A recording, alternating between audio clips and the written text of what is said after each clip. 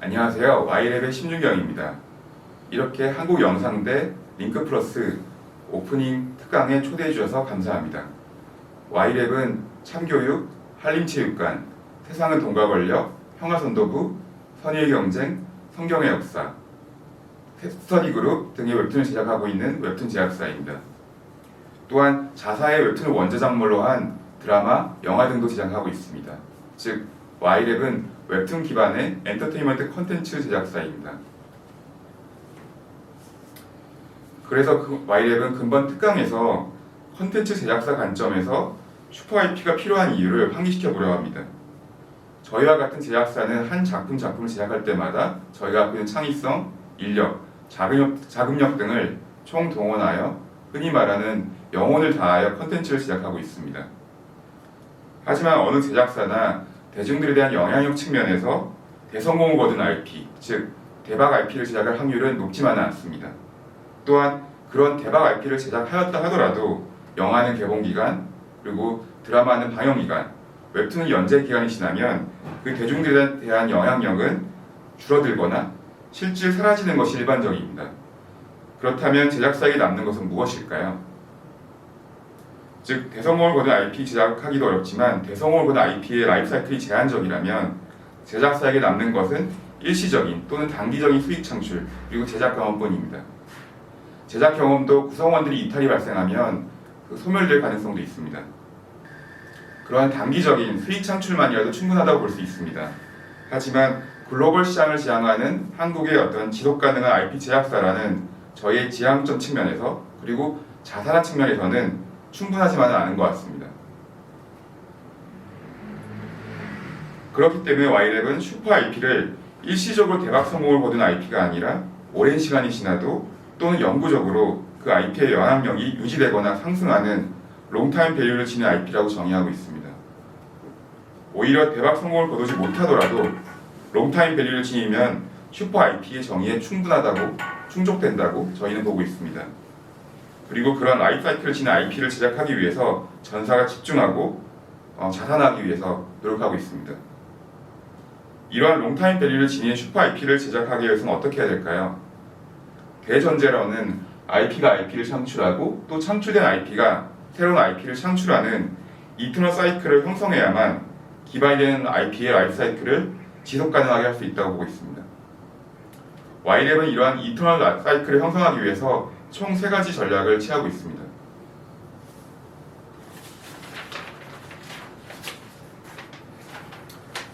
첫 번째는 소편, 시즌제 또는 스피노프를 통해서 특정 IP의 캐릭터 또는 스토리의 라이프 사이클을 장기화하는 가장 일반적인 방법입니다. 예로 Y랩의 대표 IP라고 할 수 있는 테러맨을 말씀드리겠습니다. Y랩의 테러맨은 시즌 1을 2016년부터 2017년까지 웹툰으로 연재해왔습니다. 그리고 그 소편인 시즌 2를 2018년부터 2020년까지 연재하였습니다. 그리고 최근에는 테러맨의 스피노프격인 테러 대 부활을 연재하고 있습니다. 그리고 테러 대 부활의 연재 이후에는 테러맨 시즌 3를 연재할 가능성도 저희는 열려 있습니다. 테러맨의 스토리 IP, 그리고 그 주연인 민정우를 포함한 캐릭터 IP는 이렇게 소편 및 스피노프를 통해 2016년부터 현재까지, 그리고 향후에도 즉 이터널하게 그 영향력이 증가해가고 있습니다. 두 번째는 원소스 멀티 유즈입니다. 이 또한 Y랩을 포함한 많은 제작사들이 실현시켜가고 있는 전략입니다. 예로 Y랩이 김은희 작가님과 함께 만들었던 신의 나라는 단편 만화는 김은희 작가님과 A스토리가 넷플릭스와 함께 킹덤이라는 글로벌하게 대박 성공을 낸 슈퍼 IP를 만들어냈습니다. Y랩도 아일랜드를 기반으로 또 새로운 원소스 멀티 유즈를 실현하고 있습니다. 아일랜드는 97년도에 출판 만화로 시작하였습니다. 이후 2000년도에 소설이 출판되었고 2016년에는 출판 만화를 웹툰으로 각색하여 연재한 후 출판 만화의 속편을 웹툰으로 제작하여서 2018년까지 연재하였습니다. 그리고 2021년에는 아일랜드를 원작작물로 한 모바일 게임이 출시되었고 또한 Y랩은 현재 아일랜드를 각색해서 실사 드라마로 제작을 하고 있습니다. 이 또한 올해 반영이 될 수 있기를 저희가 노력하고 있습니다. 물론 아일랜드에 있던 이러한 TV 시리즈 또한 시즌 1에서만 끝나지 않고 이후 속편 또는 스피노프 형태로 지속적으로 라이프 사이클을 장기화할 수 있기를 기대하고 있습니다. 아일랜드는 속편 방법뿐만 아니라 다양한 미디어 포맷을 통해서 더 많은 또는 더 다양한 대중들에게 그 영향력을 오랜 시간 동안 증가시켜 나가고 있습니다. 즉 97년도에 아일랜드가 갖고 있었던 대중들에 대한 영향력보다는 2021년도에 그 영향력은 제고되어 가고 있습니다.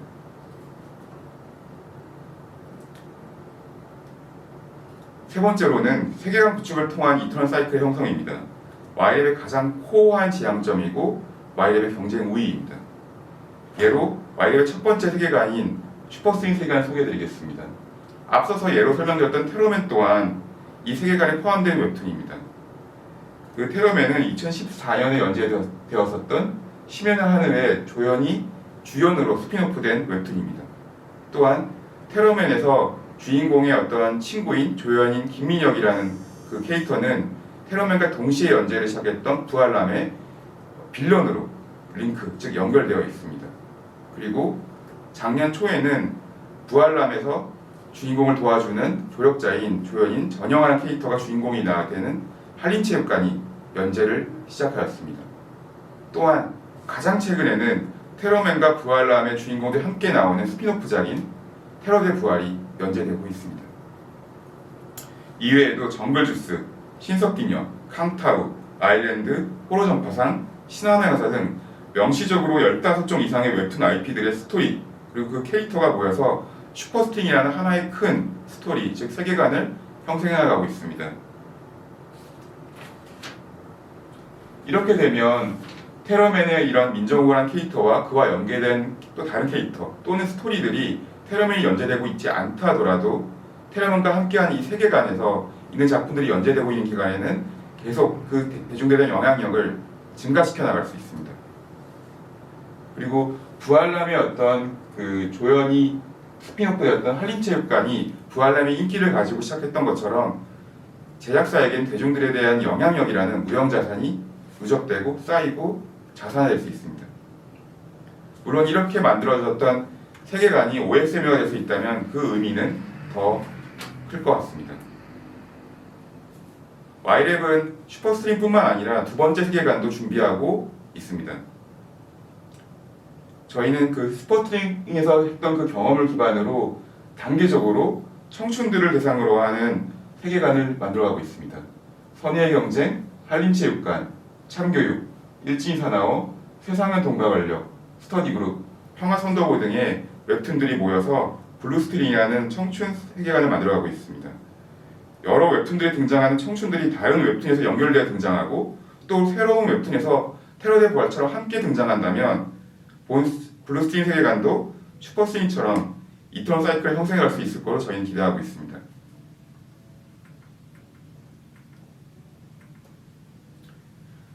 Y랩은 오랜 시간이 지나도 또는 영구적으로 그 IP의 영향력이 유지되거나 상승하는 롱타임 밸류를 지닌 IP, 즉 슈퍼 IP를 제작하는 제작사를 지향하고 있습니다. 그리고 그러한 슈퍼 IP를 제작하기 위해서는 이터널 사이클을 형성해야 된다고 보고 있고 이를 위해서 총 3가지 전략을 취하고 있습니다. 첫 번째로는 특정 IP의 속편, 시즌제 및 스피노프를 통해서 그 IP의 스토리 그리고 캐릭터들이 라이프 사이클을 장기화하고 있습니다. 두 번째는 특정 IP의 원소스 멀티 유즈를 통해서 즉 다양한 미디어 포맷을 통해서 더 많은 또는 더 다양한 대중들에게 그 영향력을 증가시켜 나가고 있습니다.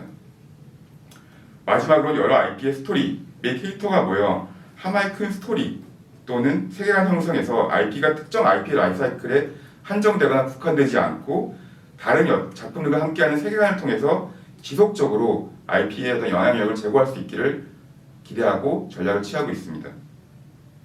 최근 한국 웹툰 산업인들에게 글로벌 시장은 더 가깝게 다가가고 있습니다. 글로벌 콘텐츠 시장에서도 모두의 노력으로 한국 웹툰들이 슈퍼 IP가 될 수 있는 가능성은 더 크게 보이고 있는 것 같습니다. Y랩도 그 기대감을 갖고 노력해 보겠습니다. 감사합니다.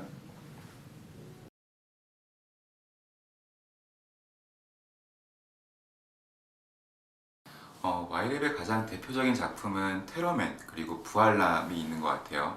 그러니까 둘 다 2016년에 연재를 시작했던 웹툰들이고요. 매우 좀 독특한 시도였던 게 그게 어떻게 보면 저희 와이랩의 어떤 세계관의 모습을 보여주는 어떤 가장 대표적인 사례라고 보고 있는데 둘 다 동시에 연재했는데 신기하게도 테러맨을 보던 사람이 부활남을 보면 테러맨에 등장하는 캐릭터가 부활남에도 등장하네? 라는 걸 느끼게 할 수 있었어가지고 이게 둘이 연결된 작품이었거든요. 그러니까 어떻게 보면 그 당시에는 가장 새로운 시도였다라고 저희는 보고 있어요. 그래서 그리고 그 작품 두 개 다 인기도 워낙 좋았고 그러다 보니까 현재까지도 장기적으로 연재를 하고 있고 또 최근에는 이 테러맨과 부활남의 어떤 그 두 작품이 동시에 스피노프라고 볼 수 있는 테러 대 부활을 또 최근에 연재하면서도 그 인기를 바로 겪고 있거든요. 그래서 와이랩의 가장 대표 IP는 현재까지는 테러맨과 부활남이라고 보고 있습니다.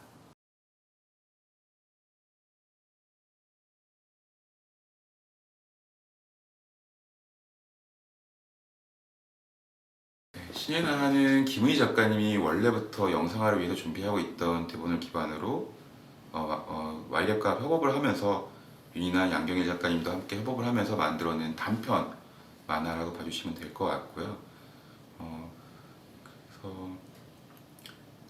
그래서 어떻게 보면 신의 나라랑 킹덤이랑은 그 설정은 비슷한데 사실 내용은 또 많이 달라요. 킹덤은 김은희 작가 원래 원작, 신의 나라가 원래 원작자이기도 하셔서 어떻게 보면 그걸 더 영상화로 더 풍부하게 더 많이 가져가 주신 거고요. 그래서 김은희 작가님과 에이스토리고 넷플릭스의 어떤 노력에 의해서 정말 좋은 작품이 저희 나왔다라고 보고 있고요. 덕분에 와이랩도 많이 굉장히 감사해하고 있는 상황입니다. 이게 좋은 사례라고 보고 있는 거는 웹툰이라는 게 어떻게 보면 또는 만화라는 게 보면 그 좋은 어떤 하나의 어떤 영상화를 위한 툴이 될 수 있다는 것도 하나 보여준 사례라고 보고 있어요. 즉 영상화를 하기 전에 그 대중들에게 먼저 한 번쯤 그 영향력을 그 스토리의 어떤 가능성을 검증해 볼 수 있는, 왜냐하면 영상화 자체는 제작비가 킹덤만 해도 저는 잘 정확히 모르지만 굉장히 큰 제작비 같은 걸로 알고 있고, 반면에 웹툰은 그 작품 하나 만들 때 그들은 노력이 절대 적지는 않지만 영상화 한 편에 비해서는 어쩔 수 없이 예산은 적게 들어가기 때문에 그런 어떤 영상을 하기 전에 그런 크리에이터들이 한 번쯤 웹툰을 하면서 그것을 그 대중의 영향력을 검증해 볼 수 있는 좋은 툴이라고 보고 있습니다.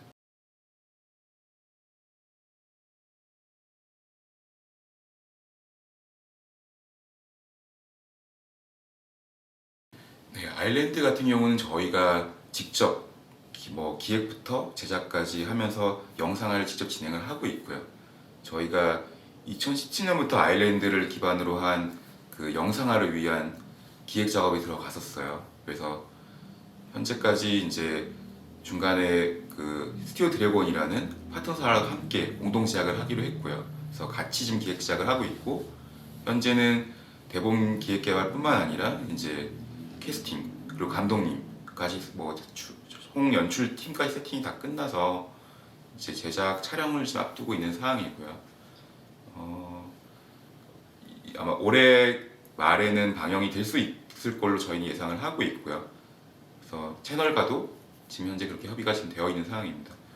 이게 좀 의미가 있는 사례라고 저희가 보는 거는 기존의 어떤 웹툰 어떤 제작사 콘텐츠 프로바이더가 그 웹툰을 제3자에게 이용 허락을 해서 영상화를 실현하는 방법뿐만 아니라 그 기획부터, 즉 어떻게 하면 더 각색을 더 원작에 더 적합하게 할 수 있는지, 또는 원래 원작의 팬들에게 더 많은 것을 더 즐거움을 줄 수 있는 어떤 새로운 각색을 넣을 수 있는지 어떤 기획 부분에서 제작사가 직접 참여를 하고, 또한 뿐만 아니라 이제 이것을 이루기 위한 패키징이라고 하죠. 감독님, 주연 배우들, 조연 배우들, 그리고 VFX 파트너까지도 이 웹툰 IP 홀더가 리딩하면서 가는 모습을 보여주고 있는 사례라고 보기 때문에 향후 어떤 와이랩에 한정하지 않고 이런 웹툰 IP 홀더들이 갈 수 있는 하나의 어떤 가능성을 좀 검증해보는 그런 어떤 사례라고 봐주시면 될 것 같습니다.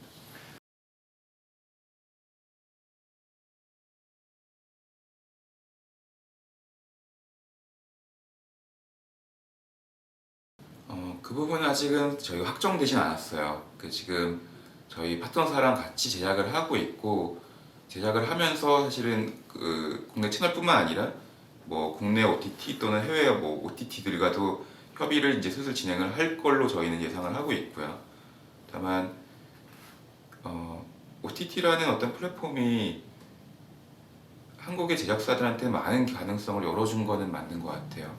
왜냐하면 한 번의 어떤 채널을 통해서 글로벌하게 대중들에게 동시에 또는 뭐 시간차가 있다 하더라도 저희 어떤 IP들을 보여줄 수 있는 기회라고 보기 때문에 그 부분은 저희한테 큰 가능성이고, 그리고 킹덤이든 스위트홈이든 최근에 승리호든 이런 사례들이 매우 의미 있다고 보고 있습니다.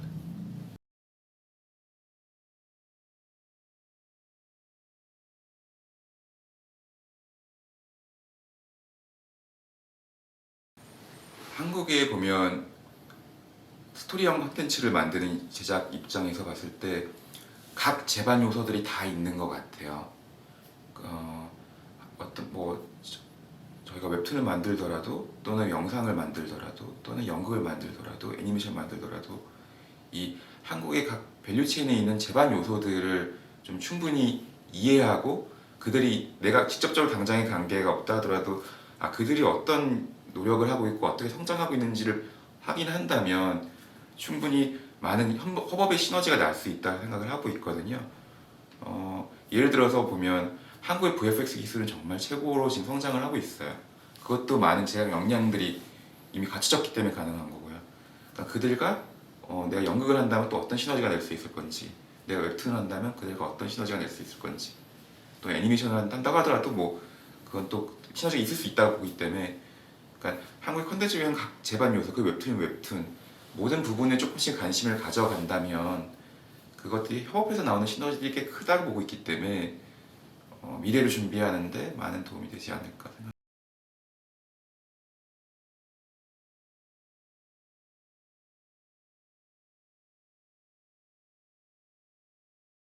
그거는 맞다고 봐요. 그러니까 작가분들 입장에서는 어떤 스토리를 파는 게 중요하고요.